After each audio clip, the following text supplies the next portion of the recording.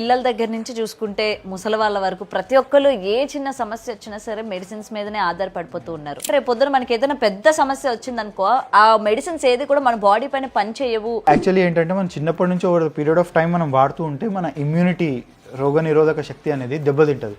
దెబ్బతిన్నప్పుడు మన immune system మనకే అగేన్స్ట్గా work చేస్తూ ఉంటుంది బాడీలో. ఇమ్యూనిటీ పవర్ ఏంటి, అది బయట నుంచి వచ్చే డిసీజెస్ని ఆపి వాటికి అగేన్స్ట్గా ఫైట్ చేయాలి. కానీ మనము దాన్ని వోలటైల్ చేసేస్తున్నాం, దాన్ని మొత్తం మనము పంక్చర్ చేసేస్తున్నాము. అది మన బాడీకి అగేన్స్ట్గా వర్క్ చేసినప్పుడు ఆటో ఇమ్యూన్ డిజార్డర్స్ అనేది వస్తుంటాయి. ఆర్థరైటిస్ కానీ, డయాబెటీస్ కానీ, థైరాయిడ్ కానీ. ఈ మధ్యకాలంలో డయాబెటీస్ ఆన్ ద రైజ్ ఉంది, థైరాయిడ్ ఆన్ ద రైజ్ ఉంది అంటే దానికి మెయిన్ కారణం ఇదే. మనం చిన్న చిన్న వాటికి మెడిసిన్స్ మీద ఆధారపడుతున్నాం. ఎందుకు అంటే అదే change in mind set and immediate relief కావాలి నాకు, ఇమీడియట్ క్యూర్ కావాలి నాకు. ఆ మైండ్ సెట్ వచ్చింది కాబట్టి ఇవాళ ఇన్ని ప్రాబ్లమ్స్ ఆన్ ద రైజ్ ఉన్నాయి.